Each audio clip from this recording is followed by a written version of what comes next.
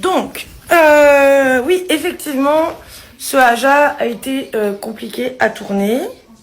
Bon, ça, c'est pas un secret, hein, vous l'avez vu, on l'a tous vu. Moi, je l'ai ressenti particulièrement parce qu'il faut savoir que, en fait, normalement, j'avais quand même un fil conducteur à tenir, c'est-à-dire des questions bien précises à poser. J'avais des choses à développer que je n'ai pas pu développer comme je le souhaitais parce qu'on m'a beaucoup interrompu.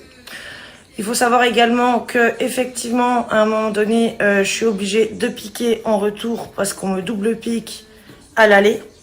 Hein, faut savoir que y a des choses en off que vous n'entendez pas, vous, derrière votre écran, notamment quand il y a des sujets vidéo, etc. Tout ça, le son est désactivé. Que le personnage que j'avais en face de moi était déjà foncièrement odieux avant d'entrer en plateau. Ça aussi, faut quand même le notifier parce que vous ne le voyez pas. Donc voilà. Donc tout ça, vous, en tant que spectateur, vous ne l'avez pas vu, vous n'avez pas entendu. Dès le départ, voilà, il était clairement, donc évidemment je parle de Greg, hein, il était clairement dans l'animosité. D'ailleurs, l'assistante de Sam lui a même fait remarquer que quand je suis arrivée, il était déjà, voilà, très odieux. Donc je n'ai pu aller au bout d'aucune des rubriques que je devais traiter. Je n'ai pu développer aucun argument comme je le voulais, alors que je l'avais préparé. La fameuse question qui tue concernant ses rapports aux candidates pour les émissions de télé-réalité passées. Il faut savoir que c'est une question, hein, la question qui tue, c'est une question qu'on me demande de poser. C'est pas moi qui l'ai écrite, c'est pas moi qui ai souhaité lui demander ça, puisqu'il faut savoir que je n'ai jamais regardé du tout ces émissions où il était, ce monsieur, parce que du coup il ne m'intéresse pas du tout. Là, sachant que là, le principal échange que je devais avoir avec lui, c'était au sujet des live matchs, puisqu'effectivement, il y avait une archive de TikTok où je le voyais en match avec je sais plus quel autre candidat. Et oui, de le voir sauter partout, là, comme ça, là, de demander à des gamins d'envoyer des cadeaux, demander à des gamins de l'argent. Enfin, vous savez à quel point les matchs TikTok, je trouve ça effarant, quoi. Je trouve ça inadmissible. On sait à quel point, en plus, l'audience est jeune sur TikTok. Si j'interdis les réseaux sociaux à mes enfants jusqu'à minimum 16 ans, bah je sais pourquoi je le fais. Hein. Voilà, sinon ils auraient accès au réseau. Ils ne l'ont pas, et heureusement. Parce que ces gamins là qui sont là à aduler ce genre de personnages et qui sont là à dilapider leur argent de poche pour leur envoyer des cadeaux, ce qu'on leur dit envoie-moi un univers, envoie-moi un cœur, envoie-moi un gueuna habillé, je sais pas quoi. Voilà, et c'est de l'hypocrisie pure et dure quand il te dit non, j'ai aucun intérêt à faire ça, non, je demande pas d'argent. Bah si, t'en demandes. Donc voilà, faut quand même arrêter de mentir et d'être hypocrite. Alors autant nous on fait des lives et en plus au départ nous on est très live Instagram. Vous savez qu'on a un gros problème sur Insta depuis un moment, on n'arrive plus à lancer live sur Insta. Donc dès lors qu'Insta a flanché, on s'est mis en live TikTok. Mais nous on refuse catégoriquement les cadeaux. Donc à chaque fois qu'on fait un live, c'est tout simplement pour échanger avec notre communauté et voilà, et partager, c'est tout. On ne reçoit jamais de cadeaux et on n'en veut pas et on le dit systématiquement. Et d'ailleurs même j'ai appris récemment qu'on pouvait les désactiver. En tous les cas, on n'en reçoit pas, on n'en veut pas et on le dit systématiquement. Voilà, à part tapoter avec l'index, simplement pour donner de la force, de la visibilité, c'est tout. Et on n'est pas payé. On n'est pas payé pour faire des lives. Il faut bien garder à l'esprit que dans ces matchs, ce qui les rémunère, ce sont les cadeaux, évidemment, des gens. Il faut savoir que derrière, il y a des agences, maintenant des agences live TikTok.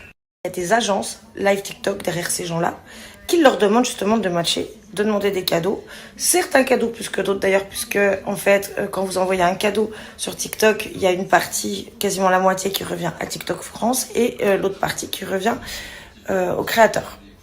Donc, faut quand même savoir que il y a des campagnes, parfois, donc tous ces gens sont affiliés à des agences live. Et il y a des campagnes où il faut solliciter plus tel cadeau, plus tel truc, plus machin.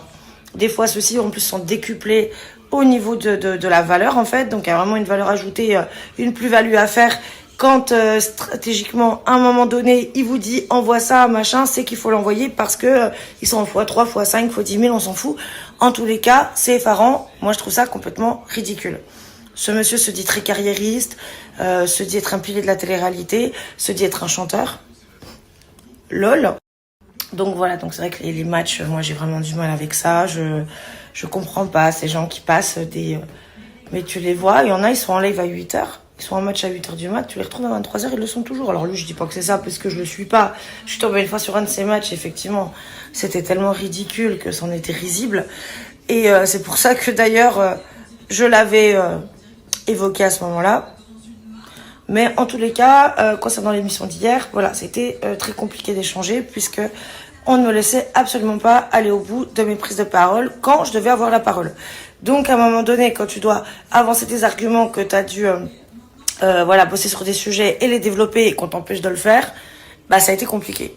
Et forcément, quand tu as quelqu'un en face de toi qui te cherche des poux et qui te cherche la merde depuis le début, bah forcément au bout d'un moment, ça part en cacahuète, parce qu'Amandine, elle est bien gentille, mais elle est pas non plus complètement débile.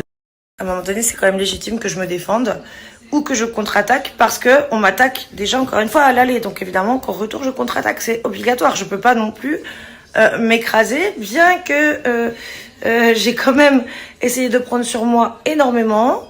J'ai quand même essayé de garder mon sang-froid. Il me semble que je suis pas partie dans tous les sens, alors que j'aurais vraiment des fois eu envie de le faire, parce que il a été foncièrement odieux. Voilà, encore une fois, vous n'entendez pas tout de l'autre côté de l'écran. Et voilà, tout a été compliqué. Donc c'est pas grave, il y aura une autre émission prochainement où je serai également là en chroniqueuse. Et là, j'espère que j'aurai quelqu'un en face de moi de sensé qui me laissera aller au bout de mes questions et de mes développements, puis qui ne m'attaquera pas sur ma vie personnelle. Parce que là encore, ce n'était pas le sujet. Ni ma maternité, ni ma famille, ni mon activité professionnelle.